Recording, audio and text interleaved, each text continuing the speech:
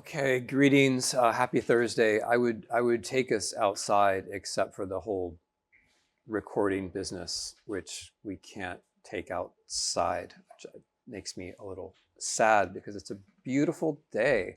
This has been one of those New England falls that they promise you with the nice days and like the leaves falling from the trees. I was driving last night back from Boston, and it was very dark, and I was on country roads, and there was nobody else out there, and it was very foggy, and the leaves were kind of swirling down. And I kept thinking, like, there's going to be a guy with no head in my rearview mirror, like riding me down on his black horse. It really did make me think of that story. So thank you for being inside. Thank you for coming to this lecture. What we're going to try to do today is get into interwar Poland, and in particular, interwar Poland's Ukrainian question. I'm going to start by setting a scene, and then we'll spend the rest of the lecture trying to figure out how that scene makes sense. So here's the scene to imagine. It's December of 1933. A Polish border guard is at work, but he's not at work protecting the border. He's at work carrying someone, leading someone towards the border to cross the border into the Soviet Union, into Soviet Ukraine. Not far from the Volhynian town of Dubno, very close to border post 1381. The two men are speaking to each other in Russian. The border guard is the more assured, the border crosser the less assured. As they reach the border guard gives the border crosser a gun. The crosser nervously puts the safety on and off. The border guard gives the border crosser a white coat so he can't be seen in the snow. He gives him a compass and reminds him that in Polish compasses, the black is the north end of the needle. And with these supplies and with a few words of reassurance, the border crosser makes his way across the border into the Soviet Union. How does it come to that? I mean, isn't it interesting that Poland is sending people illegally into the Soviet Union in 1933? What kind of Poland is doing that? What are Poland's aims? So let's start with what kind of Poland, because now that we're into the 1920s and 1930s, Ukraine, the territorial distribution of Ukraine has changed again, as we said at the end of the last lecture. Most of what's now Ukraine is inside the Soviet Union as a republic which is named Ukraine.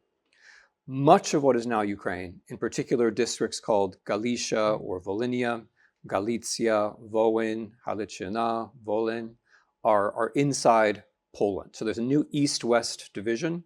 There are 5 or 6 million people who speak Ukrainian who are now inside Poland, roughly 15% of the population of Poland, which is a pretty sizable national minority. For comparison, that's 2 or 3 percentage points more than there are African Americans in the United States. So we have to contend now with Poland. If we don't understand Poland, we can't understand the position of these Ukrainians, but we also can't understand how the Poles might be trying to answer the Ukrainian question. So you'll all remember, Poland had been a great power. There was this thing called the Polish-Lithuanian Commonwealth that existed from 1569 to 1795.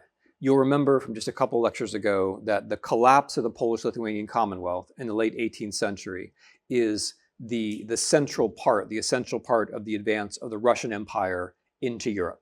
The late 18th century is the time of the collapse of the Crimean Khanate. It's the time of the collapse of the Ukrainian Cossack state, and it's also the time of the collapse of the Polish-Lithuanian Commonwealth. So the 18th century is the late 18th century is the moment when Russia becomes a European power, which is symbolized with a shift of the capital from Moscow to St. Petersburg, actually the creation of St. Petersburg, which Pushkin famously calls a window into Europe.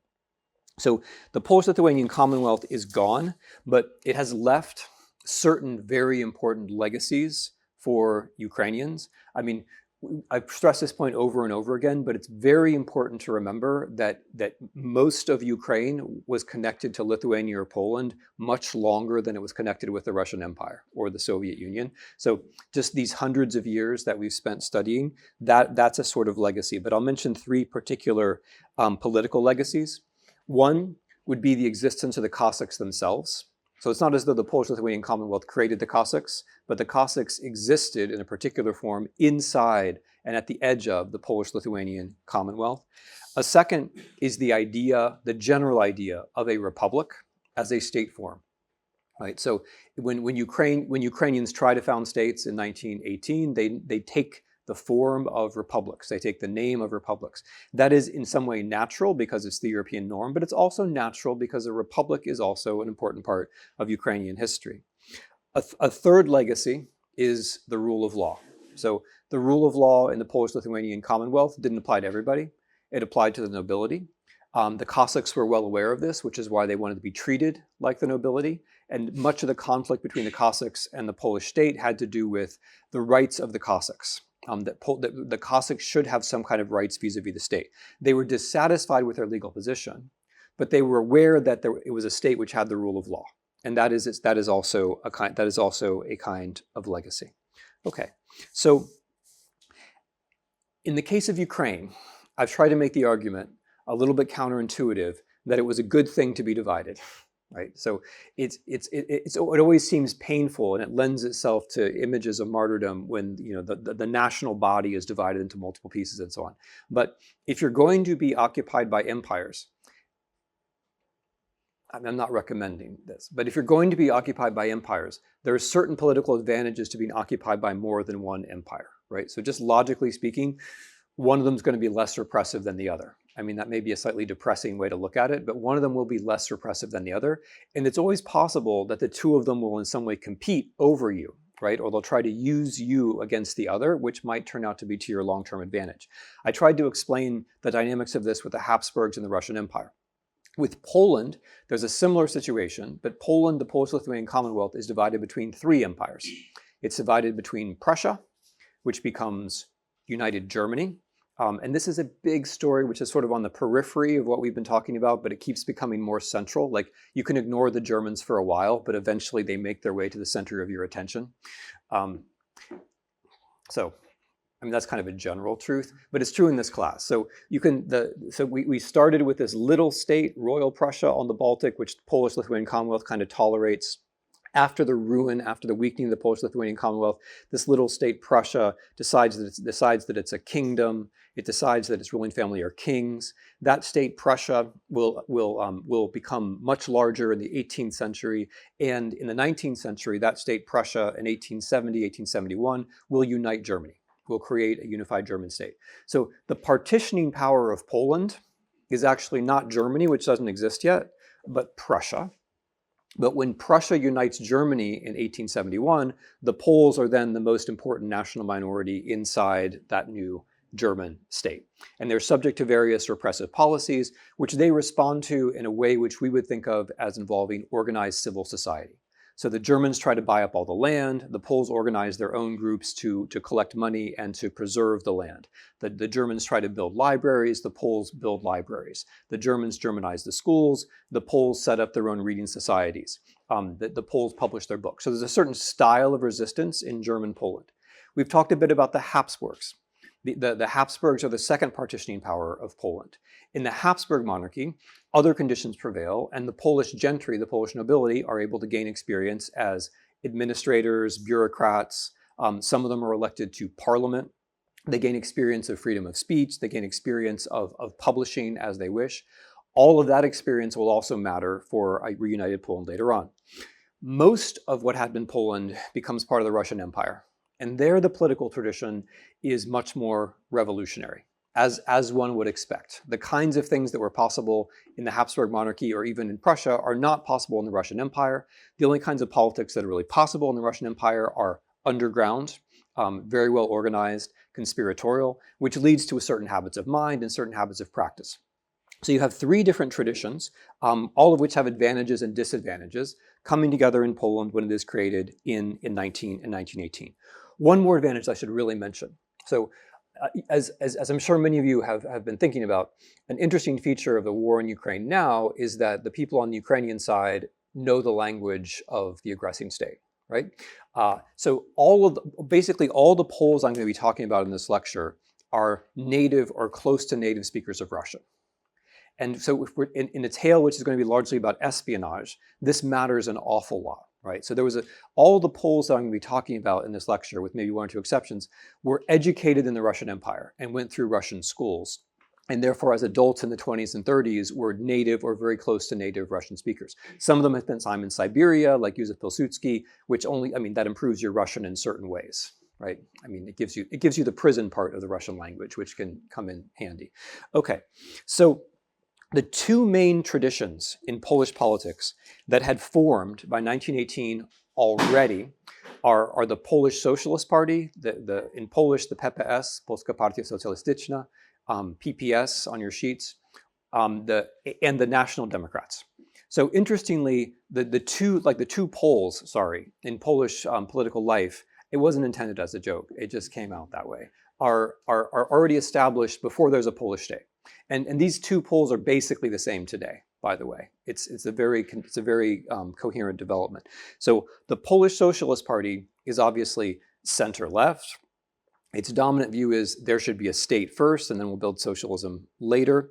The Polish Socialist Party tends to be nostalgic towards the old Commonwealth and to believe that some future Poland will be a federation, not a nation state. So a kind of modernized Commonwealth in which the Belarusian, Lithuanian, Ukrainian nations will somehow be present, and in which the Jews will have some kind of autonomy. That's the idea. That's the idea. On the center right, the National Democrats, there's a very different vision. Their attitude towards the history of Poland is very different. The National Democrats say, forget about the Commonwealth. It fell. It was worthless. The nobility was not the nation. The nation is really the peasants. They just don't know it yet. Our job is to take the Polish-speaking peasants and to make them into Poles. That's what a movement is for. That's what the state is for. We're not concerned about the Germans and the Jews and the Ukrainians and so on. They're not really Poles. There probably never will be Poles. Maybe the Belarusians and the Ukrainians will be, but certainly not the Germans and the Jews. So their attitude is very different. The Germans and the Jews are national enemies, and the Slavs are maybe assimilable, but if they're not assimilable, then they can also be national enemies. The National Democrats are thinking about a nation state. I think about a nation state with where the nation in question is the Polish nation. So these are the two currents in Polish politics which are already present. And when I tell the story of the 20s and 30s, it's really these two currents which are going to be alternating in power, but very much like today. Okay, so Poland, unlike Ukraine, at the end of the First World War, is regarded by the Entente as an ally. So this is really important. The Entente, by the Entente, of course, I mean the French, the British, the Americans, the victorious Western powers. In the Paris peace settlements, they regard some countries as effectively their allies and some countries not. And this has only vaguely related to what actually happens during the war itself. And it has a lot to do with the interests of those countries, especially France, in the years to come. So the French take the most punishment in the First World War. It's largely fought on French territory. The French are most concerned about the balance of power on the continent after the First World War. The peace talks are held in Paris or in nice spa towns around Paris nearby. And it's generally French interests that prevail. In Poland, you have an overlap of the principle that was announced, national self-determination.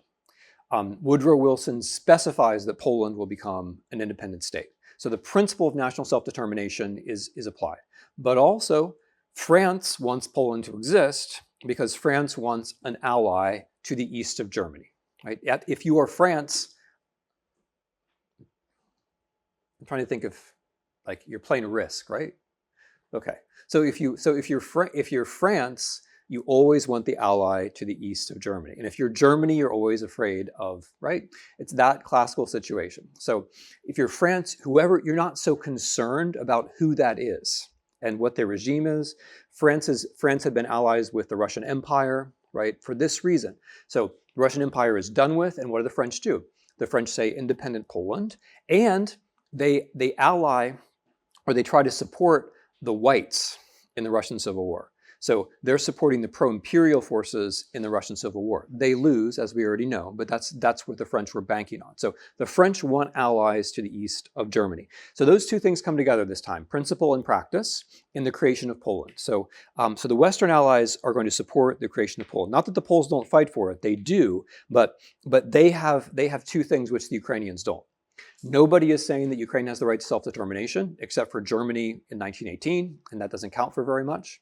And nobody thinks that the existence of a Ukrainian state is in their strategic interest, except for Poland, and that in a very limited sense, which we're going to get to.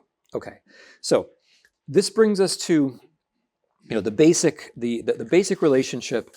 It's kind of an intellectually beautiful thing to think about, the relationship between a revolution and borders, right?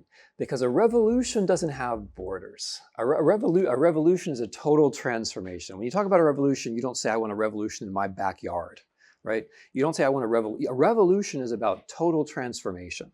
So the French Revolution wasn't, I mean, it was about France, but it was also about invading the rest of Europe, right? Because it was about principles. The Russian Revolution, as we talked about last time, was not meant to be about Russia at all. It was meant to be a global revolution, which just happened to take its starting point in Russia. But then we get to the very practical question of what happens when the revolution that you've made turns out not to be global. Where does it end then? Right? That very mundane question, where does it end? And that question is going to be decided largely by the use of force between Poland and the Soviet Union in 1919 and 1920. So if we think of the stretch of territory between the Baltic Sea and the Black Sea, Estonia, Lithuania, Latvia, Belarus, Ukraine, that stretch of territory is a kind of power vacuum at the end of the First World War. The Entente has won the war, but they won it on the Western Front.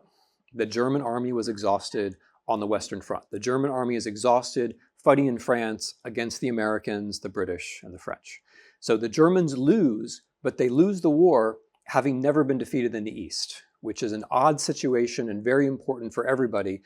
From a Western point of view, it's easy to forget about, but from an East European point of view, or even a German point of view, it's central. It's central to the Nazis, by the way, too. It's central to the whole, everything that's going to come next.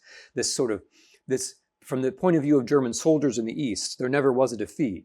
They just had to come home at some point. They were never beaten. They just had to come home. Okay, so after 1918, there's a power vacuum because there's been a revolution in 1917. The Russian Revolution destroys the Russian Empire. In 1918, the German and Austrian armies move in to support their version of Ukraine, and then they're defeated, so they move back out. And what's left is a vacuum, which on the Polish side, Józef Pilsudski, who was the leader of the Polish Socialist Party and also the leader of the Polish state, wishes to fill. And on the other side, Vladimir Lenin, the leader of the Bolshevik Party and de facto of the Russian state, also wants to fill. But the interesting idea here, which I want you to notice, is that neither of them wants to fill it on behalf of nation states. That's not the kind of idea they have in mind. Lenin is thinking of a global. Where did I lose you? Where did I lose you? No, I'm sensing confusion in the middle of the room. No, you're okay? You're fine? Okay. They can't edit that out, by the way. That's going to be on the video. It's there forever. So Pilsudski is thinking about some kind of vague federation. He's not thinking Poland for the Poles. That's not his idea at all. His idea is somehow the Lithuanians, the Belarusians, and the Ukrainians, somehow also in this, right? Whether they would be equal partners or not is less clear, but somehow some kind of larger state, which is not just Poland for the Poles. He wants more Lithuanians, more Belarusians, more Ukrainians, more Jews in the state. Lenin's idea is also not, obviously, it's not a nation state. Lenin's idea is global revolution. And so by the moment we're talking about 1919, it's already clear that the world isn't going to have a revolution just because Russia did, okay? And this is the key to this is like the original sin, if you want, of the Soviet Union, or it's the key to how things work out later. Because Lenin, Trotsky, the Bolsheviks, they didn't think they were starting a Russian revolution. They thought that they were the powder keg for a global revolution. Then what do you do when the global revolution doesn't come? Well, your next move is to say, okay, we're going to help it along, right? We're going to help it along. So once they have won the Russian Civil War, their next move is to think, we're going to go into Europe and we'll help out the German comrades. Because obviously Germany is the most important country in Europe. If we can get to Berlin, then there can be revolution in Germany, and then there will be world revolution. So stage one is your theory is that there should be a global revolution. Stage two is that your practice is you've got to get to Europe and help out the German comrades. But what's in the way? Poland. And the Poles aren't just in the way, they're moving east. So this sets up the Polish-Bolshevik War of 1919 to 1920. As I mentioned last time, the furthest the Poles ever get in this war is Kiev in May of 1920.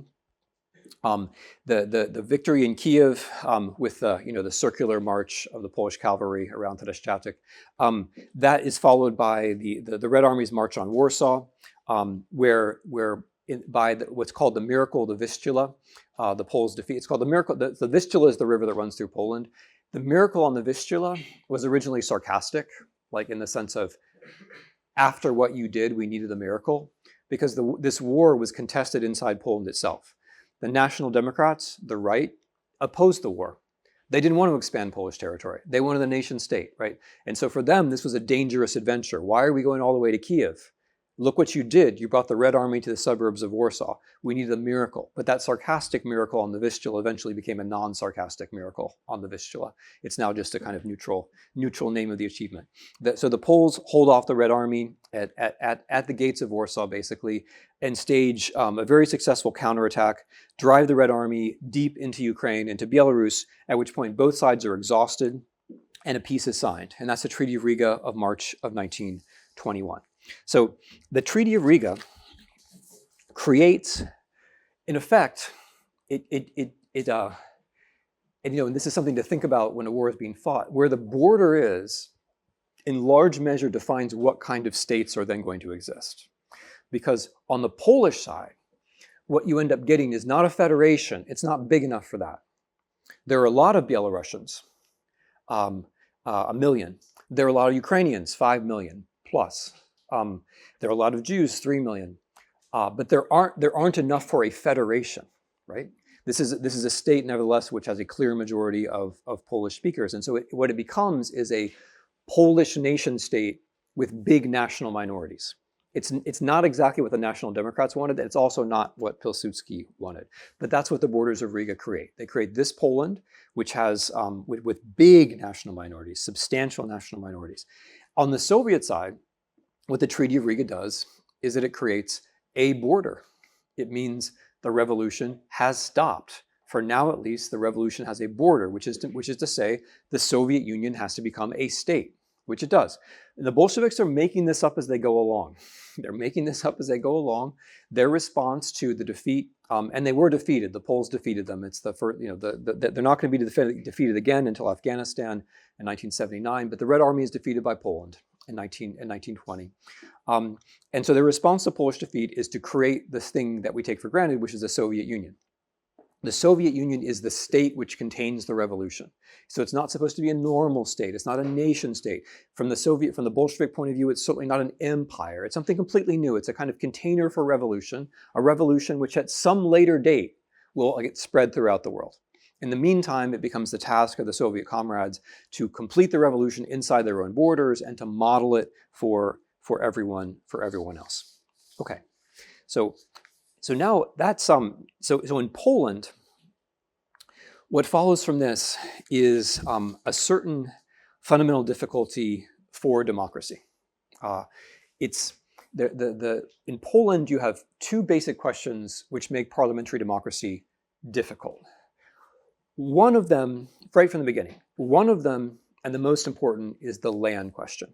And I realize I keep beating you over the head with this, but in the first half of the 20th century, land was the most important question in politics. Not anything else but land, because most people in the part of the country, in the part of the world that we're studying at least, were peasants, and in general, they wanted to have more land than they did. This was still an economy, and where, it's in much of the world it's still true, but in Europe, in our part of Europe, this is still an economy where most people have small plots of land, want to have bigger plots of land, or have no land and want to have more land. And because the economy itself is still agrarian, right? This is the center of politics. You can think, if you want to, you can think of everything that happens in Poland, Soviet Union, and even Nazi Germany as an answer to the land question, where the Poles try to do land reform and kind of fail. Land reform means you take from people who have more land, give to people who have less land.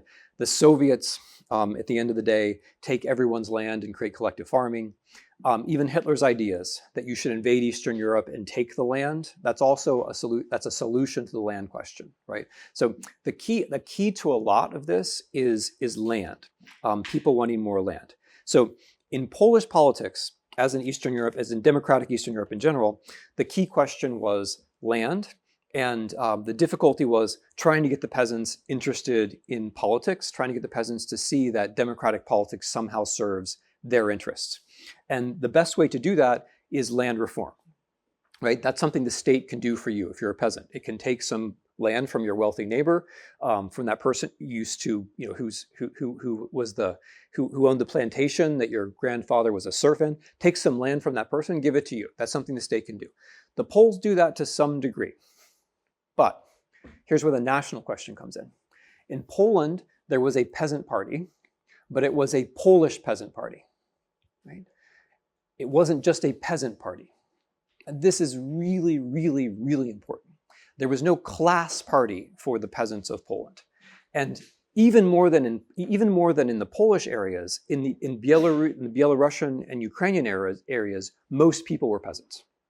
So this means that basically in democratic elections, the Belarusian and Ukrainian peasants were excluded because there was no party they could vote for which really had a chance of exercising any kind of influence. Had there been a peasant party representing peasants as such, that party would have won every time, right?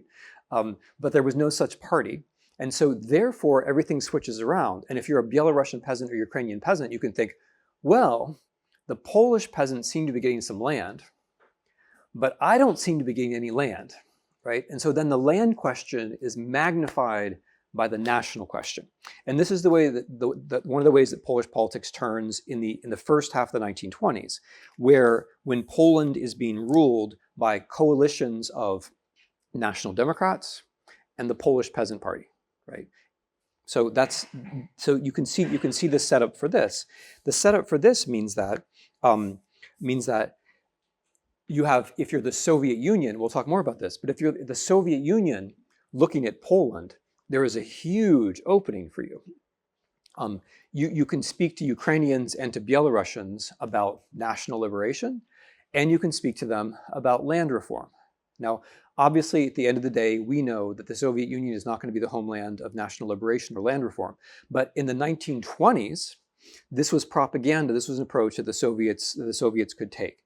In the 1920s, it seemed pretty reasonable. We're going to talk more about this because in the 1920s, the Soviets were engaged in something Poland was not engaged in, which was affirmative action for Ukrainians, giving Ukrainians educational opportunities, building schools and universities, pulling Ukrainians up through the ranks of the administration. They were also engaged in allowing Ukrainian peasants to keep the land they took from Polish landlords. So this is a very basic way that Poland and the Soviet Union were different, right?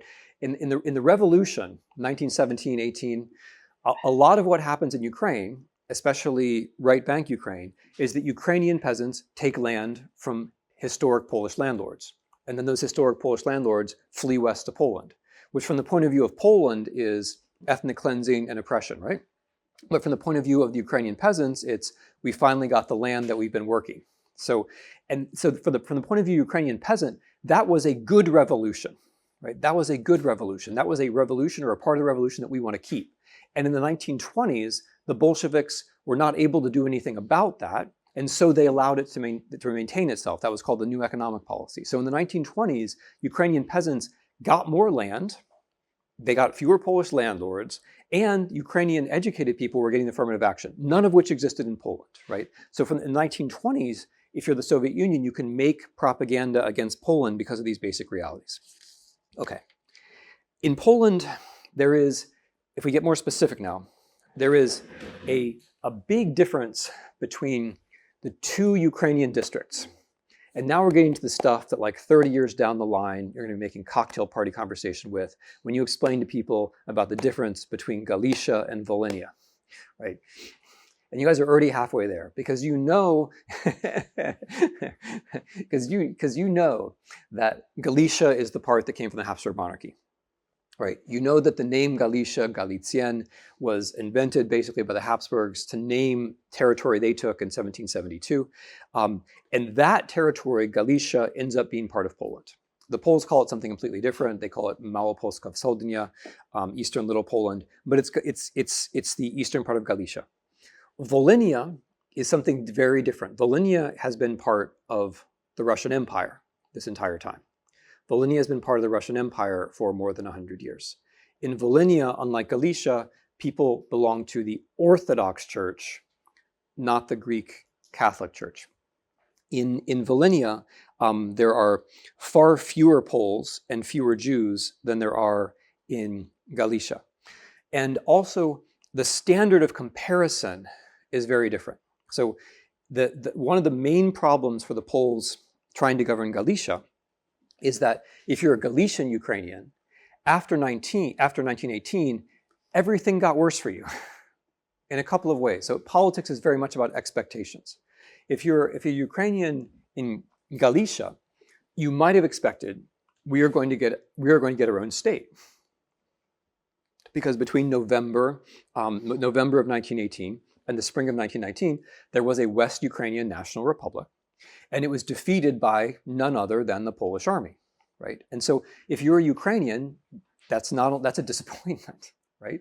And there's nothing the Polish state can do to repair that. Because the point of view of the Polish state, this is Polish territory. The second frame of reference is the Habsburg monarchy. So if we're going to be governed by someone else, we're used to having certain things. Freedom of speech, freedom of assembly, free political parties. We're used to having schools. We're used to being able to serve in the administration. Under Polish rule, a lot of that will be taken away. There will be fewer Ukrainian-speaking schools. Ukrainians in general will be excluded from the state administration in Poland, which they were not in the Habsburg monarchy. The Ukrainian church will not be, the Greek Catholic Church will not be treated as equal. So in all these ways, the positions of Ukrainians in Galicia is actually worse than it was in the Habsburg monarchy. And they're very well aware of this, and they're used to talking about this. And it's not easy for them to situate themselves in the Polish state. Eventually, by the late 1930s, when things are very bad, the main position among Ukrainians will be something like Poland is better than the alternatives. But better than the alternatives is not a rallying cry for everyday politics in general. So the Ukrainian politics, the main force in Ukrainian politics is something called UNDO, UNDO, it's on your sheet, which takes a kind of centrist position, not sure about the Polish state. In the 1920s, many people thinking that maybe the Soviet Union might be better, feeling left out of Polish politics with justification. There is a right-wing fraction, a very small group called the OUN, the Organization of Ukrainian Nationalists, which is a typical, looking at this from the point of view of political science, a typical reaction to exclusion from democracy. If you go from a more democratic to a less democratic situation, there will probably be some group which decides that the answer to this is violence against the institutions, and that group is the Organization of Ukrainian Nationalists. In Poland, in interwar Poland, they were not very significant. They were not very numerous. The Poles did a pretty good job of locking them up. They did assassinate a few Polish officials after 1926. In general, they assassinated, as one does, the people who were in favor of some kind of accommodation or compromise, right? You don't assassinate the radicals on the other side. I mean, I feel like I'm now giving you a training course, but so don't take it that way. But you see the logic, right? You assassinate the moderates on the other side, because if you're a radical, you prefer the radicals on the other side. You prefer conflict. You don't want the compromisers, because the compromisers might make a deal with your compromisers, and then you'd be out of business, and your radical vision wouldn't seem like it makes a lot of sense. But the OUN, so I mentioned the OUN because it'll become more important during the war, but it's actually not that important during the 20s and 30s. So the early 20s in Poland are a time of democratic politics in which the land question is only very unsatisfactorily answered, and the national question, if you're not Polish, is not answered at all. This changes a bit in 1926. In 1926, Poland becomes much less democratic, but the people who come to power are more open on the national question. In 1926, Józef Pilsudski, the former head of state, comes back to power by way of a military coup and installs what we, I think, would be very comfortable calling borrowing some Russian terminology, a managed democracy, right? Where there are, I mean, it's managed better than the current Russian democracy, non-democracy is, but there are political parties, there is voting, there's a certain amount of massaging of the vote, there's a certain amount of disenfranchisement, but it's kind of a democracy, but you also kind of already know who's going to win before the elections take place. So he overthrows a democracy, installs a kind of managed democracy with his own political party, and then governs from behind the scenes. It's not really a dictatorship, but it's an authoritarian regime.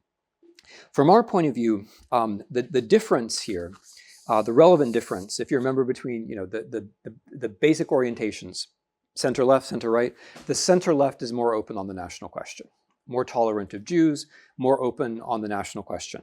And what Pilsudski then begins to do, with no democratic legitimation, this is never talked about at all, everything I'm about to talk about was kept entirely secret from the Polish population, with no democratic legitimation, he then undertakes a policy of trying to tolerate the Ukrainian national identity in part of Poland, partly with the hope of undoing Soviet influence.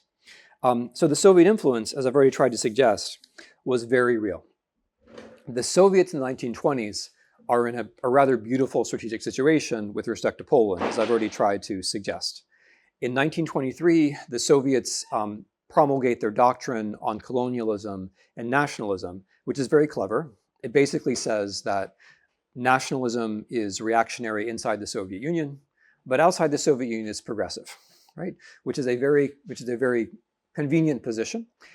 So it's Leninist. It's the Leninist view of national self-determination. That sure, everybody has a right in principle to a nation state. It just in practice it depends on whether this serves us or not, right? So anti-colonial movements in India are great, right? As are anti-colonial movements in Poland, super. Anti-colonial movements in Central Asia or the Caucasus or Ukraine, not at all, right? But what this allows them to do is it allows them to use the national question and the question of land against Poland, but also against the British Empire. I mean, we're talking, the Soviets were engaged with the British Empire as well. But for our purposes, Poland is what matters. So what they do is that they try to present Soviet Ukraine as a sovereign Ukrainian state where peasants have land, where there are national freedoms, and try in this way to draw the millions of Ukrainians in Poland towards the Soviet Union and destabilize the Polish state. And as I say, this was carried out with a great deal of success. What Pilsudski does is that he tries to reverse this. So in Galicia, he never has a chance. In Galicia, there is already, when they come to power in 26, the Ukrainian nationalists assassinate the Polish officials, and you get a spiral of reprisals and counter-reprisals, which discredit the Polish state in Galicia. In any event, in Galicia, there just wasn't a kind of fresh terrain to work in. What they do is they take Volhynia, and they try to educate a generation of pro-Polish Ukrainians in Volhynia. They carry out a policy known as the Volhynian experiment from 1928, led by a man called Henryk Józefski, who's on your sheet. And what Józefski does is it's kind of a capitalist or a bourgeois or a liberal version of Soviet affirmative action. So he places Ukrainians in Volhynia in local government. He encourages the use of the Ukrainian language in the Orthodox Church. He encourages a movement towards autocephaly in the Ukrainian Orthodox Church on Polish territory, and he talks about Ukrainian independence. He talks about a replay of the Polish-Bolshevik War, in which this time Poland would win, and the creation of a Ukrainian state. Now, Yuzevsky was a true believer in all of this. He was from Kiev. He was authentically in love with Ukrainian culture and songs, literature. He spoke Ukrainian like a native. He deeply believed that Ukrainian and Polish culture were fundamentally very similar, and that Russian culture was something different. But in general, one of course has to ask, one has to be a little bit critical. All the same, is this idea of Ukraine, is it for the Ukrainians, or is it about creating a buffer state? Because if you're Poland, it's better to have something between you and Russia. And for the Poles who were involved, it was a mixture of motives. I mean, there was certainly idealism involved, but there was also this notion that it would be better to have Ukraine for our own strategic interests. So what the Poles do is, under the cover of this toleration project, they're also educating young Ukrainians, training them for espionage missions inside Soviet Ukraine. And they also, and this is not widely known, but they also revive a government in exile for Ukraine. They revive the Ukrainian National Republic on their own territory. They set up a staff for a Ukrainian army in 1927 with sections for propaganda and for intelligence. And in 1928, this Ukrainian army on Polish soil begins to run its agents across the Soviet border. From the point of view of Poland, this is part of a larger project which is known as Prometheanism. So, and this again, you should it's a really interesting point of contrast to Poland of today. A lot of the ideas that I'm talking about now have a faint echo in Polish policy today, but it's a pretty faint echo. The Poles in the 20s and 30s were a lot more adventurous on these issues than the Polish state is now. The idea of Prometheanism was national self-determination for the oppressed nations of the Soviet Union. And so the Poles, in secret, this was not an open foreign policy at all, but in secret, they funded and helped with the publications of, and sometimes helped run people across borders for Caucasian nations, for Georgia, for Chechens, and also for Ukrainians. And the basic idea of this is that it's trying to flip what the Soviets are saying. So the Soviets are saying, we have national self-determination. Look at our beautiful national liberation. Look at these republics. And the Poles are saying, no, actually, the national question is your weakness. And there are all these emigre politicians who agree with us, and we're going to support them. And this larger policy of Prometheanism had connections with the British and the French, and even interestingly in the Japanese. So all of whom, for their various reasons, had reasons to try to weaken the Soviet Union. Now, so up until 1933, if you read the files, which one summer I was able to do, there was a summer when the Polish military archives were entirely closed, but for some reason they let me just sit there and read them all, which was great. I literally used a shopping cart, which is not normal archival practice. I had a shopping cart, and I filled up the shopping cart with files, and then I read all the files, and then I got another shopping cart. That is the research which is in Sketches from a Secret War, and that is why there's a lot in Sketches from a Secret War which you're not going to find anywhere else. But the general drift, as you'll see when you do the reading, is that from 1926 to 1931-32, there's some really interesting Polish intelligence work going on in Ukraine under this overall auspice of the Volhynia experiment, under this overall auspice of Prometheanism. We know a lot about the agents and the rings that the Poles were running inside Soviet Ukraine, led by this man with the close to unpronounceable name of Jerzy Niezbicki, who's a very interesting character. He, like a lot of these men and women, because a lot of the agents and officers in Polish intelligence, by the way, were women, was a Pole from Ukraine. So someone who knew the territory, knew the languages, was bilingual. Some of them were trilingual. So he ran these agents, and I mean one of the stories which stays with me because it reveals an important difference is so a lot of the stuff's about sex. I don't know how you guys feel about that. Like, is it okay to talk about sex? So a lot. Okay, I wish I could share with the camera like the various reactions that got. So a lot of the operations involve sex. So Polish male officers having sex with Soviet women, and Polish female officers having sex with Soviet men, or they involve relationships in which sex is somehow in the picture, right? And so there's one example which I found really interesting, because it gets us to a kind of difference between two systems is when one of Niezhbitsky's female friends, who was a Polish intelligence officer operating inside Ukraine. This is not going to be directly about sex. I'm sorry. It's all in the reading though. There's a lot of, if you get like deep into the reading, you'll find there's a lot of sex with spies. Okay, so he had a friend who I'm going to call X22, and what she did was she exchanged consumer goods, in particular nylon stockings, which was something which was trivially easy to get in Poland, but which did not exist in the Soviet Union. She would trade nylon stockings and other similar things for files and books from her female friends, from their husbands' libraries and their filing cabinets, right? That was one of her methods. She had other methods of operation, it's in the reading, but that was one of her methods of operation. And what this reveals, you'll see where I'm going, is that by 1931-32, we really have two very different systems. Poland is a capitalist country. It's a poor capitalist country. It's a capitalist country. In the Soviet Union, by 1931, 1932, we are in the middle of collectivization, which will be our big subject next time. We're in the middle of a transformation of the Soviet Union into a form of industrialized country, which involves taking all of the land away from the peasants and putting them under the control of the state.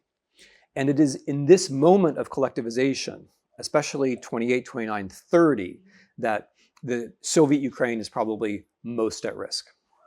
In early 1930, the Soviet secret police records more than 1 million acts of individual resistance by peasants on the territory of the Ukrainian Republic against collectivization. And it's during this time also that thousands upon thousands of Ukrainian peasants or peasants from Soviet Ukraine flee to Romania and flee to Poland to escape collectivization. And when they come to Poland, they plead for war. So, I mean, we'll talk more about it in the next lecture, but it is a very dramatic situation to suddenly lose your land and to see everyone else losing their land and to realize that you have no recourse. So just to quote one peasant, this is from the Polish archives. So it's interesting, right? Because with these thousands and thousands of Ukrainian peasants fled into Poland, and the Polish border guards and other officials took notes, right? And we have all of those notes. So we have like this report of what was happening inside collectivization from the perspective of the peasants themselves. So one peasant says, "And if a war broke out, the mood of the people is such that if the Polish army appeared today, they would kiss the soldiers' feet and the entire population would attack the Bolsheviks." Now, why is that interesting?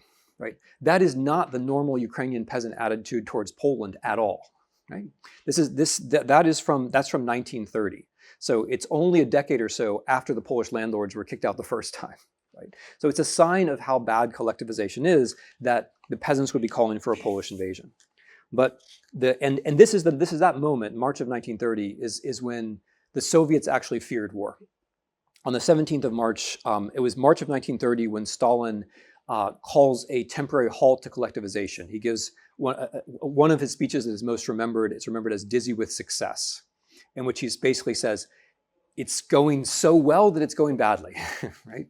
He said, like, some of the comrades are a little bit overenthusiastic. Collectivization was always supposed to be voluntary. Let's just have a little pause, right? And that is because of the resistance, especially in Ukraine. It's also the same time, 17 March 1930, that the Red Army is put in full battle readiness because they're expecting an attack from Poland.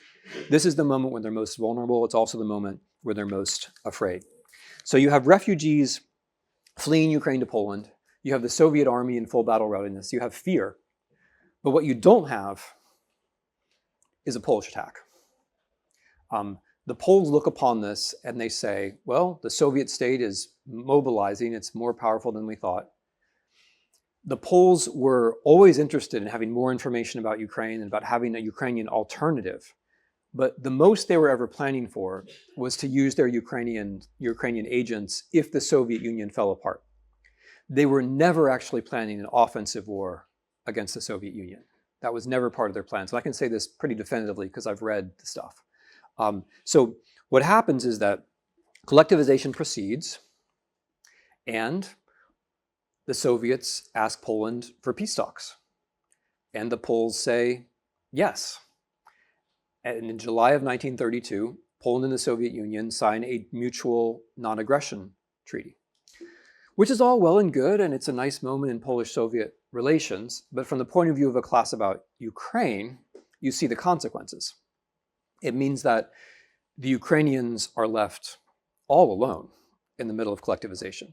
There's no one to whom they can appeal.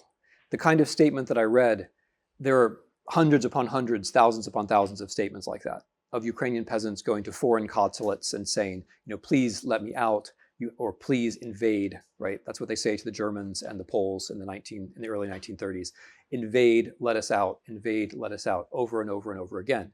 But after Poland signs a peace treaty with the Soviet Union in 1932, there's no one to whom they can appeal. So that scene that I set at the top of the lecture, when the Polish border guard is sending the Ukrainian agent across the border into Soviet Ukraine, that is in December of 1933. By December of 1933, it's impossible that Poland is going to come to the aid of Ukraine. And by December of 1933, about 4 million Ukrainians will have starved to death in the collectivization famine, which is our subject next time. Thanks.